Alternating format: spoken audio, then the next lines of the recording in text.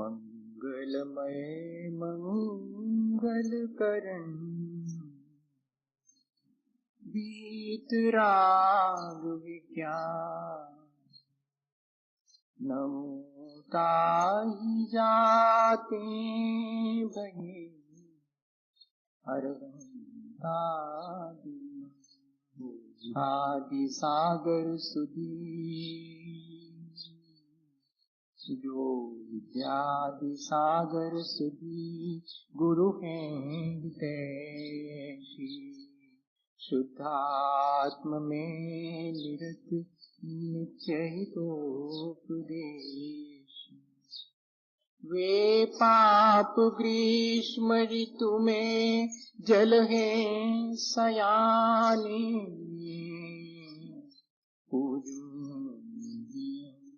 सतत केवल ज्ञापाने पूजन के सतत केवल ज्ञान।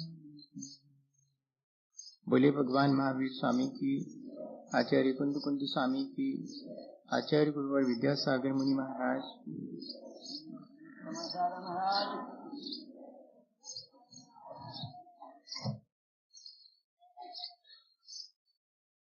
हम लोगों ने ये बात बहुत अच्छे से पिछले दिनों समझ ली है कि हम जैसा कर्म करते हैं उसके प्रतिफल स्वरूप हमें वैसी ही जीवन में सुख दुख की प्राप्ति होती है। कोई नहीं चाहता कि वो अपने जीवन में दुख पाए। जो दुख बढ़ाने वाले काम करते हैं वे भी ये नहीं चाहते कि उनके जीवन में दुख आए। पर क्या करें, हमारी अपनी अज्ञानता, हमारी अपनी पुरुषार्थहीनता और इतने ही नहीं, हमारे अपने जो संस्कारों की प्रबलता है वो हमें कर्म कैसे करना चाहिए और कर्म का फल भोगते समय क्या सावधानी रखनी चाहिए, यहां जाकर के हम गड़बड़ा गए। हमने पिछले दिनों ये बात अपने अनुभव से और आचार्यों के कहे अनुसार जान ली है कि यदि मैं मनुष्य हूं तो उसकी जिम्मेदारी मेरी है, और कोई अगर पशु के रूप में जीवन जी रहा है तो उसकी जिम्मेदारी उसकी है। देव और नारकी जीव भी इस संसार में अत्यंत सुख और अत्यंत दुख की स्थिति में अपना जीवन व्यतीत करता है। अब मुझे ये डिसाइड करना है कि यदि मैं मनुष्य हूं तो मैंने ऐसा क्या करा होगा जिससे कि मैं मनुष्य हुआ, और यदि कोई पशु है तो उसने ऐसा क्या करा होगा कि उसे इस तरह तिरस्कार भोगना पड़ रहा है। तिर्यक शब्द से तिर्यंत शब्द बना, और उसका अर्थ ही ये है कि जो हमेशा बोझा ढोता है और हमेशा तिरस्कार को प्राप्त होता है, ऐसे अपने जीवन को व्यतीत कर देता है, वो पशु है। छोटा सा कीड़ा भी होगा, वो अपनी तरफ आ रहा होगा, अपन कहेंगे हटाओ हटाओ उसको। गाय आ रही होगी, उठाओ तो लाठी भगा के आओ। छोटे से लेकर के और बड़े तक जितने भी तिर्यंच की जाति के जीव हैं, उन सब के साथ हमारा यही व्यवहार होता है। लेकिन हम विचार करें कि एक जीव ने इस तरह अपने जीवन को जीने की मजबूरी कैसे अपने कर्मों से अर्जित कर ली होगी, क्यों वो इस तरह जीने के लिए मजबूर हो गया। कल हमने समझा था कि कैसे हम अपना नरक निर्मित कर लेते हैं, कैसे हम अपने परिणामों को बिगाड़ करके, और यहाँ इस संसार में ही नहीं, जब हम यहाँ से ट्रांसमाइग्रेट करते हैं तब एक ऐसे संसार में जहाँ की असल में ऐसा है कि जिस तरह हम यहाँ जीते हैं उसी तरह आगे के लिए जीने के लिए भी हम तैयारी कर लेते हैं। यहाँ कोई प्रेम से जीता है, शांति से जीता है, तो समझिएगा कि वो एक ऐसी जगह जाएगा जहाँ की उसे एनवायरनमेंट ऐसा मिलेगा जहाँ वो शांति से जी सके। और यदि जिस व्यक्ति को यहाँ ही और कलुषता और तेरे मेरे का भाव या बहुत अधिक शोषण की प्रवृत्ति या कि लोगों के दुख में और हर्ष महसूस करने की प्रवृत्ति जिसकी है, तो फिर वो ऐसी जगह जाएगा जहां की उसे ऐसा वातावरण मिले जिसमें कि वो जैसा उसने किया है उसे उस संस्कार के अनुरूप और अपने जीवन को वो व्यतीत करे कि ठीक है, अब आप चाहते तो यही थे तो वैसे जीवन व्यतीत करो। ये जो एक निश्चित पर्याय मिलती है, एक निश्चित अवस्था में हमें कुछ दिनों तक ठहरना पड़ता है, उसके पीछे कौन से ऐसे परिणाम अपने होते होंगे, हम ताकि सावधान हो जाएं, हम वैसे कर्म ना करें जिससे कि हमारा नरक निर्मित हो, ये जिससे कि हमें पशु जगत में जाकर उत्पन्न होना पड़े और जिंदगी भर तिरस्कार भोगना पड़े। इसके लिए समझना, आचार्य भगवंतों ने लिखा कि अगर ऐसी स्थिति को आप नहीं पाना चाहते तो ध्यान दें कि ऐसी स्थिति कैसे मिलती है। तो माया तैरग यो नयस्य, तेयंच अवस्था में अगर कोई व्यक्ति है तो उसने अपने पूर्ण जीवन में बहुत मायाचारी करी होगी। और भी बहुत से कारण हैं, लेकिन प्रमुख कारण है मायाचारी। मायाचारी के मायने क्या है? इल्यूजन। मायाचारी के मायने हैं दिखावा, प्रदर्शन। मायाचारी के मायने हैं, यही तो है माया संसार की, जोड़ जोड़ के रखना, वो भी उसी में शामिल है, वो बिना उसके इकट्ठी नहीं होती। और मायाचारी के मायने हैं अलग अलग दिन भर में सैकड़ों किस्म के चेहरे लगा के जीना। मायाचारी के मायने हैं जो जैसा है वैसा ना कहकर, वैसा ना दिखाते हुए कुछ और ही होना। इतने सारे अर्थ हैं मायाचारी के, अब समझना पड़ेगा। अपन जैसे हैं वैसा दिखना पसंद ही नहीं करते, कोई नहीं पसंद करता। जिस व्यक्ति का जैसा चेहरा है वो उससे बढ़िया दिखना चाहता है, नहीं? अच्छा आप बताओ, झूठ बोल रहे हो तो आप बताओ। सबके लिए है ये, सब ऐसा करते हैं। अपन सोचते हैं, वो फोटोग्राफर से भी कहते हैं कि जरा बढ़िया सा फोटो खींचना। अरे अब जैसा है वैसे ही आएगा, वो क्या करेगा? क्या बढ़िया कुछ कर देगा क्या? नहीं। लेकिन सबके मन में कैसा भाव रहता? जैसा हूं वैसा नहीं। हमारे मन में एक अपनी इमेज होती है कि हम ऐसे दिखना चाहिए। हम जैसे हैं वैसे नहीं, कुछ अलग अपने मन में रहता है कि ऐसे दिखना चाहिए। और एक और भाव हमारे भीतर रहता है कि लोग हमें किस तरह देखते होंगे। ये सारी स्थितियां कहीं ना कहीं ले जाकर हमें मायाचारी की तरफ ले जाती हैं।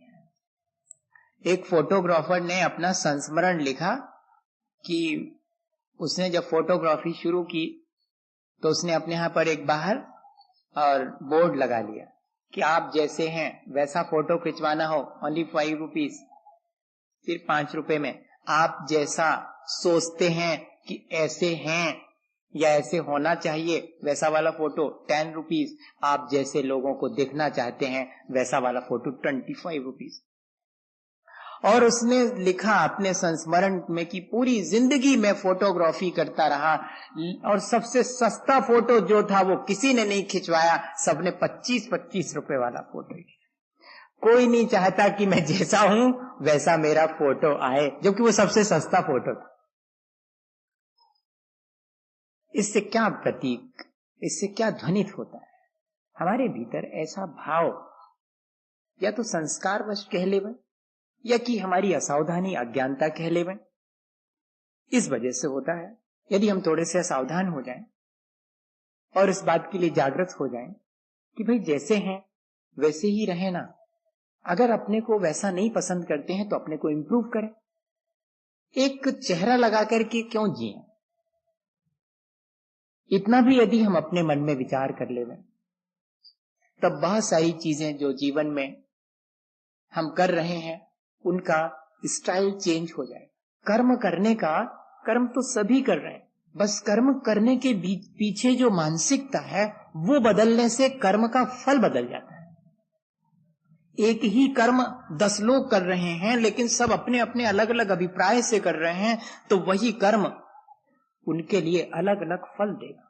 अभिप्राय बहुत कीमती है। कई बार ऐसा होता है कि अनजाने में, नहीं चाहते हुए भी, संस्कारवश हमारा अभिप्राय मायाचारी का हो जाता है। और सब इस चीज को जानते हैं कि त्रिलोक मंडल हाथी का पूर्व जीवन अगर किसी को मालूम हो तो वो ये एक बहुत बड़े मुनि महाराज थे। त्रिलोक मंडल हाथी जो हुआ था वो पूर्व जीवन में महाराज थे, मुनि महाराज। और वे एक गांव में गए और वहां उस गांव में जिस दिन वो पहुंचे उसके पहले एक और मुनि महाराज थे। वो महीनों महीनों उपवास करने वाले बड़े तपस्वी महाराज थे। वे वहां से गए और इनका वहां ऐसा कोइंसिडेंस हुआ कि इनका पहुंचना हुआ और उसी जगह पर ये जाके बैठ गए। लोग तो इसी इंप्रेशन में आए कि ये वही वाले मुनि महाराज हैं जो तपस्वी हैं, और सबने इनकी पूजा अर्चना करी और वाहवाही करी कि धन्य है हमारा सौभाग्य कि ऐसे महाराज के दर्शन हुए जो इतने तपस्वी हैं। और ये चुपचाप सुनते रहे। भीतर अभिप्राय गड़बड़ा गया। मिल रही है प्रशंसा तो आनंदित हो, एंजॉय करो, नहीं है वैसे तब भी एंजॉय करो। कितनी बार कहा कि इस वाले डाइस से खतरा बहुत है। मैंने कई बार कहा कि इस डाइस पर जो खड़ा होता है पता नहीं उसका क्या बिल्कुल एकदम चेंज हो जाता। इतने सारे प्रशंसा जैसा नहीं है, और वैसी प्रशंसा अगर करें और वैसी प्रशंसा सुनकर के कोई अगर गाफिल हो जावे तो उसका तो हो गया काम। बड़ी सावधानी का काम। हम तो सोचते हैं कि उतना ही कहो, ठीक है ऐसे हैं, बढ़िया है तो बहुत अच्छा और इससे भी अच्छे होना चाहिए। लेकिन जब वैसे नहीं है और हम वैसा कह रहे हैं और सामने वाला अगर चूक गया और उसने कहा कि ठीक कहा, ऐसा ही हूं मैं, हो गया, उसका अभिप्राय खोटा हुआ। और उतने से खोटे अभिप्राय से वो मुनि महाराज चाहते तो कह देते कि मैं वो वाला मुनि महाराज नहीं हूं जिसकी आप प्रशंसा कर रहे हैं, मैं तो आज ही आके यहां बैठा हूं।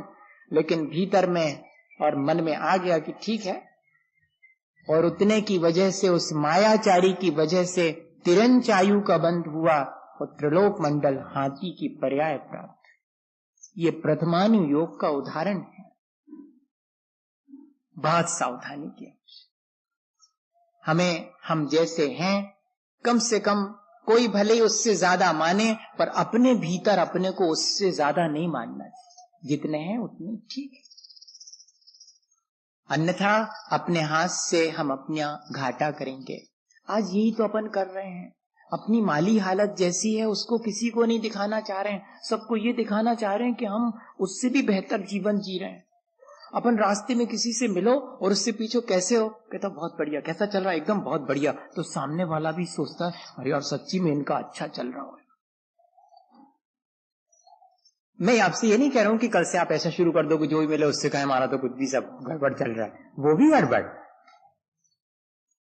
लेकिन हम लोगों का कई बार ऐसी चीजें हमने बड़ी औपचारिकताएं निर्मित कर ली हैं कि जिनमें हम इतने मजबूर हो गए हैं, अपनी इन सब चीजों को, जो कि वास्तविकता है उसको हम इग्नोर कर देते हैं और जो वास्तविकता नहीं है उसको हम प्रकट करते हैं।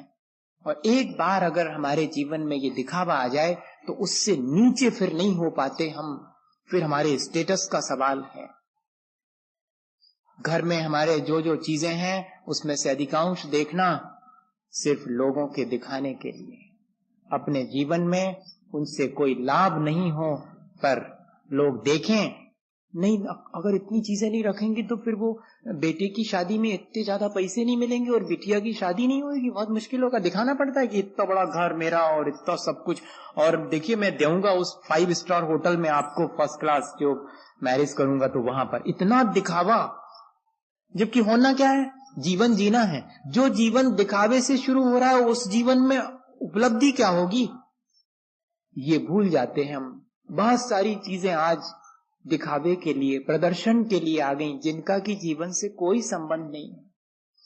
चाहे पहनना ओढ़ना हो, चाहे खाना पीना हो, रहना हो, सारी चीजों में हम क्या कर रहे हैं? हमारा अभिप्राय कहीं ना कहीं खोटा हो जाता है कि नहीं हो जाता? अभिप्राय में हमारे मायाचारी आ जाती कि नहीं आ जाती कि ऐसा करो जिससे कि लोग इस तरह समझें। ऐसा करने से क्या होगा? तिरंचायु का बंद होगा। इस तरफ हमारा ध्यान जाना चाहिए।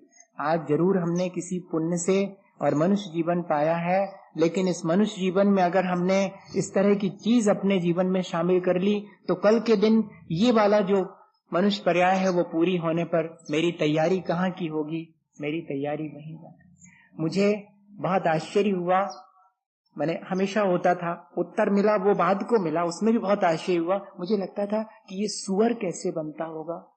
कोई जीव ही तो है, उसको सूकर की पर्याय कैसे मिलती होगी? और छोटे कितने भी मांसाहारी जीव भी हो और उसके छोटे से बच्चे को गोद में लेने का मन करेगा, शेर के बच्चे को भी गोद में लेने का मन करेगा, बहुत प्यारा लगेगा, लेकिन सूकर के छोटे बच्चे को भी छूना पसंद नहीं करेगा। तो जबकि छोटे बच्चे तो किसी के भी हों बहुत प्यारे लगते हैं, लेकिन एकमात्र जीव है जिसमें कि सांप के बच्चे को भी छोटा बच्चा पकड़ना चाहेगा और इतना सुंदर लग रहा है, लेकिन सूकर के बच्चे को नहीं पकड़। ये पर्याय कैसे पाई होगी? उसमें लिखा हुआ है कि जो अत्यंत अहंकारी होता है, और इतना ही नहीं, जो मुनि जनों के साथ कुटिलता का व्यवहार करता है, उनके साथ छल कपट करता है, वो सूकर की पर्याय है, जिसे कोई फिर छूना पसंद नहीं करता। एक किताब निकली है भावत्रयी ऐसा करके, भावदर्शिका, जिसमें कौन सी पर्याय हम किस भाव से पाते हैं ये लिखा। उसमें मैंने जब पढ़ा, बहुत दिन से मन में प्रश्न था, अभी पिछले बार की ये बात है, वो किताब नई सिरे से प्रिंट हुई और उसमें पढ़ा।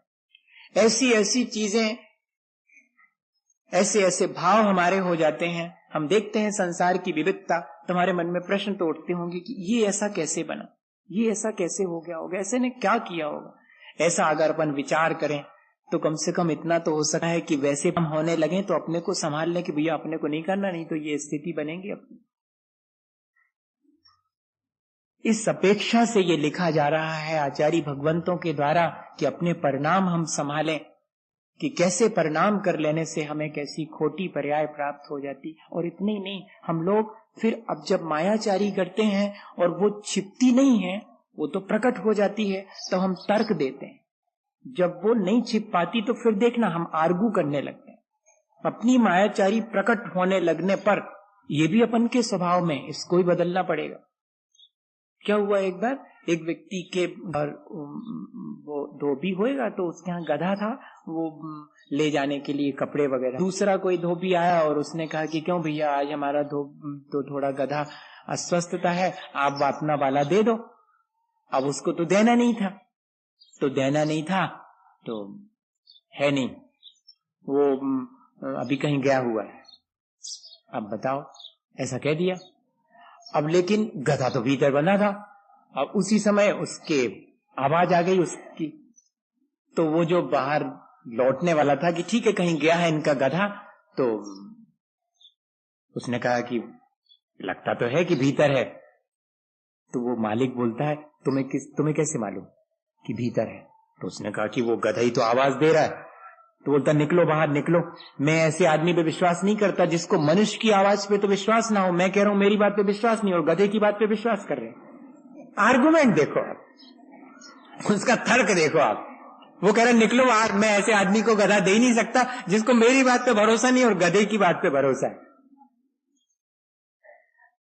ये इस तरह, ये तो एक उदाहरण है। ऐसा अपन अपने जीवन में कितना कुछ करते हैं। कभी याद करें कि अपने काम बनाने के लिए छोटी छोटी सी चीजों में और हम किस तरह से छल कर लेते हैं, किस तरह से दूसरे के साथ कपट कर लेते हैं। दूसरे के साथ तो छोड़ो, अंततः वो होता अपने ही साथ है।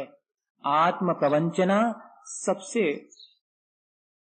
निकृष्ट मानी गई। सोचते हैं दूसरे को ठग रहे हैं पर ठगते स्वयं को हैं। अच्छा, जब जिनके बाल सफेद हो जाते हैं तो वे अपने बालों में खिजाब लगा के उसको काला बनाते हैं, तो क्या वे दूसरे को ठग रहे हैं? अरे अपने को ठग रहे हैं। एक व्यक्ति के बहुत सारे काले बालों में एक सफेद बाल दिखा, उसने उखाड़ करके अलग कर दिया। लोगों ने कहा कि क्यों?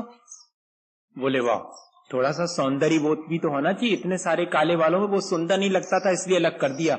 जबकि भीतर में किस बात को हम स्वीकार नहीं कर पा रहे हैं? अब बुढ़ापा आने वाला है, अब मेरे जीवन का अंत निकट आने वाला है। इस बात को स्वीकार नहीं कर पाने की वजह से हम अपने साथ छल कर रहे हैं और उसको या तो काला बनाने की प्रक्रिया करते हैं या फिर उसको हटाने की प्रक्रिया करते हैं। ये छोटा सा उदाहरण है कैसे हम अपने जीवन में अपने आप को ठगते हैं। अभी वो आए थे जो आपके यहाँ पर कवि, तो उन्होंने लिखी एक कविता, धोखा देने वाला धोखा दे रहा है इस अदा से कि वो जो दे रहा है धोखा नहीं है। ऐसा नहीं है कि खाने वाला बुद्धू है, धोखा खाने वाला धोखा खा रहा है इस अदा से कि वो जो खा रहा है वो धोखा नहीं है। धोखा धोखा होने के बाद भी फल रहा है, दोनों मजे में है, दोनों का काम चल रहा है। धोखा धोखा होने के बाद भी फल रहा है, दोनों मजे में है, दोनों का काम चल रहा है, धोखा देने वाले का भी और धोखा खाने वाले का। इस तरह हम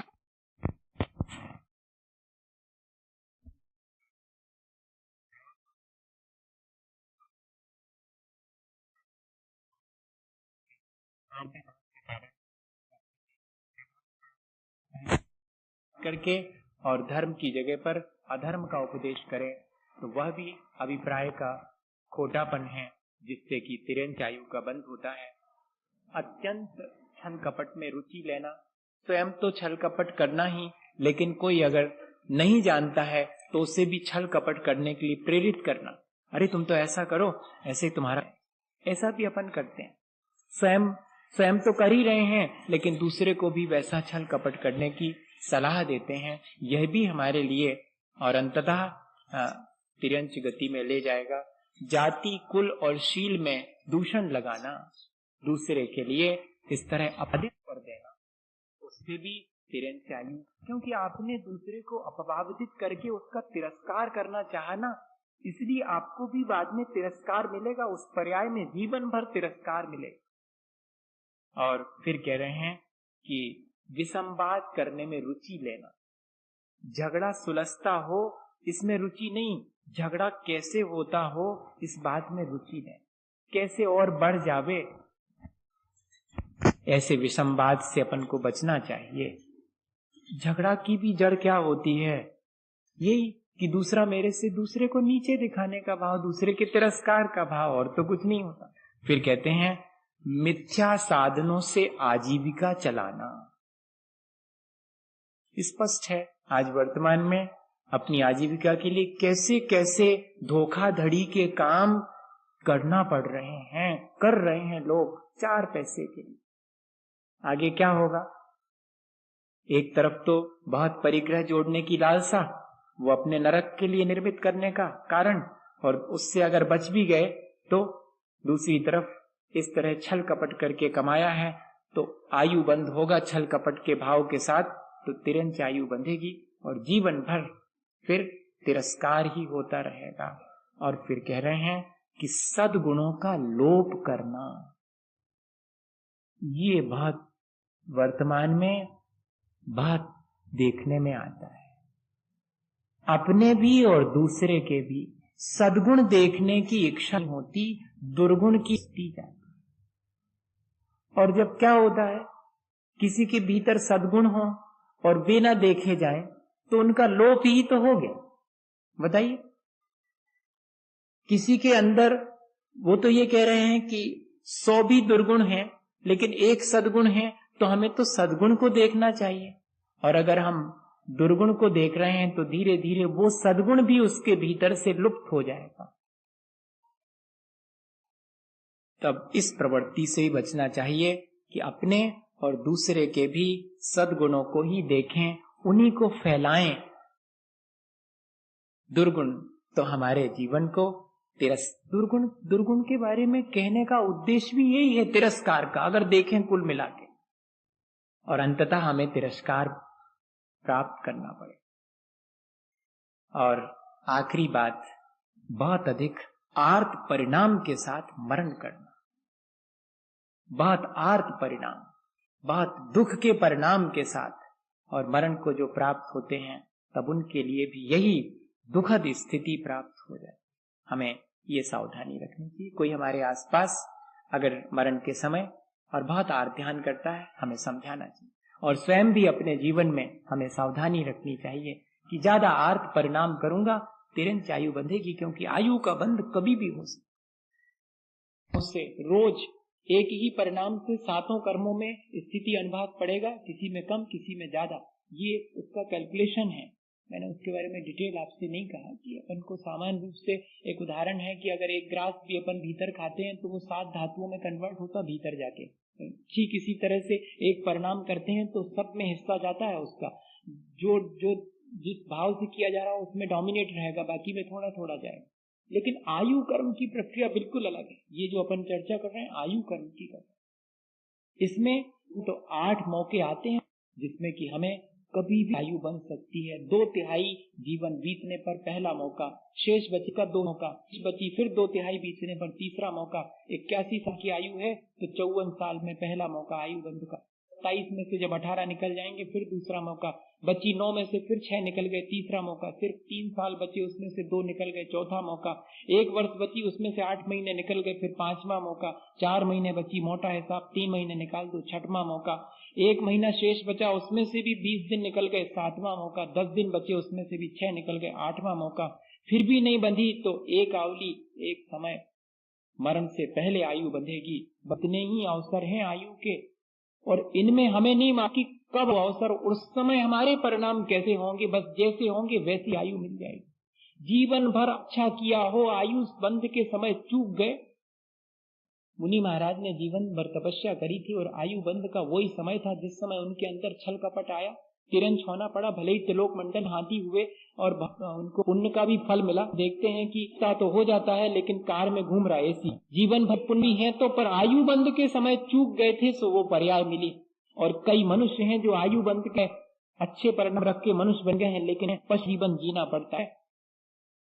ये बात हमें अपने जीवन में अनुभव में रोज देखने में आती, इसलिए बहुत सावधानी की आवश्यकता है इन आयु बंध के समय। एक दिन में एक ही आयु के बंध की चर्चा कर रहा हूँ, उस चाहता तो मैं 4 आयु दिन में ही कर सकता कि ठीक है इन परिणामों से आती है। बहुत सेंसिटिव मामला है आयु के बंध का, तो इसके मायने कि हमें हमेशा सावधानी रखनी चाहिए। ये नहीं कि नहीं वो तो मैं तो अभी तो क्या फर्क पड़ता है, बात को संभाल लेंगे। नहीं, उस समय अगर हम चूक गए तो हमेशा के लिए चूक गए, ऐसा सोच करके और सावधानी रखने की आवश्यकता है। और माया बचने का भाव, अपने अभिप्राय को खोटा नहीं होने देने का भाव और सावधानी हमेशा बनाए रखें। एक छोटा सा उदाहरण है कि एक सेल्समैन इस बात के लिए वो नियुक्त की गई थी, उनका नॉर्म वो थी इंग्लिश की, माने विदेश की कोई महिला थी, यहाँ इंडिया में सच्ची घटना है। नॉर्म उनका सरनेम था। तो वो लेडी सेल्समैन थी वो, और उनका काम सिर्फ ये था कि जो कस्टमर आए उसको सिर्फ उसकी पसंद में मदद करना, उसको कपड़े पसंद करवाने में उसकी हेल्प करना। आई फैमिली तो उसमें उनको साड़ी खरीदना थी माँ को, तो उनको जो साड़ी पसंद आ रही थी सेल्समैन उनसे कह रही थी कि इसके शरीर पर उतनी बढ़िया नहीं लग रही, आप दूसरी ये ले लीजिएगा। और वाकई में वो जो उसकी सलाह दे रही थी वो बहुत अच्छी थी, लेकिन क्या करें अब कस्टमर का मन वही है, तो वो जो उनको माने और लोगों को देखने में उतनी नहीं अच्छी लग रही थी वो ही लेके गई। और जब वो लेके चली गई तो जो और कस्टमर थे उन्होंने कहा कि वो दिखाइएगा जो आप खुद उनके लिए क्या सजेस्ट कर रही थी वो साड़ी हमें दिखाइएगा। तो दिखाई, पूछा कितनी कीमत है, बोले क्या बताऊं, ये तो कुल 300 रुपए की है, वो जो ले गई है जो कि वो तो 500 रुपए की थी, मैं उनको ये सजेस्ट कर रही थी कि ये आपको ज्यादा अच्छी पड़ेगी। तो उस कस्टमर को बड़ा आश्चर्य हुआ। असल में जो व्यक्ति जितना निश्चल होगा वो उतना प्रामाणिक होगा। निश्चलता से और निष्कपट होने से प्रामाणिकता आती है, विश्वास बनता है। हम सोचते हैं कि छल कपट करने से लाभ होगा, प्रामाणिकता नहीं बनती, ऑथेंटिसिटी नहीं बनती हमारी। कोई भी व्यक्ति हमें प्रामाणिक नहीं मानेगा अगर हम उसके साथ छल कर रहे होंगे। वो उन्होंने क्या जवाब दिया, जब ग्राहक ने कहा कि आप तो इतनी बड़ी सेल्समैन हैं और जब वो 500 की पसंद कर रहे थे तो आप उनको 300 वाली क्यों पसंद करने को कह रहे थे कि ये ज्यादा अच्छी लगेगी। तो मालूम उन्होंने क्या कहा कि मैं यहाँ पर अपने ग्राहक के साथ छल करने के लिए नियुक्त नहीं की गई, उसकी पसंद को समर्थन करने के लिए नियुक्त की गई हूँ। मुझे उससे छल करके क्या करना है। मैं अपनी दुकान में 500 की कीमत की बेचने के लिए उसको ये कहूं कि नहीं ये अच्छी लग रही, ये अच्छी लग रही, नहीं 300 की अच्छी लग रही, तो मैं उससे यही कहूंगा कि यही अच्छी लग रही आपको, भले ही वो आप 500 वाली ज्यादा वाली क्यों ना। ये एक उदाहरण है। ऐसा क्या अपने जीवन में अपन नहीं कर सकते हैं? लेकिन अपन तो जल्दी से अपना ईमान खो देते हैं छोटी छोटी सी चीजों को लेकर के, वो भी सांसारिक चीजों को लेकर के, और जल्दी से और अपने परिणाम खोटे कर लेते हैं। अभिप्राय अपना अच्छा रहे, दिखावे का न रहे, दूसरे को ठगने का धोखा देने का न रहे। जीवन भर अगर इस चीज को हम बनाए रखें तो फिर निश्चिंत हो जाएं कि हमको फिर अब तिरंज में नहीं जाना पड़ेगा। हमने ऐसे परिणाम ही नहीं किए जिससे कि हमें उस स्थिति को प्राप्त करना पड़े। इसी भावना के साथ कि हम हमेशा अपने परिणाम संभालते रहें, उन चीजों से बचें जो कि चीजें हमारे लिए अहितकारी हैं। ऐसे भावों के साथ बोले आचार्य गुरुवर विद्यासागर मुनि महाराज।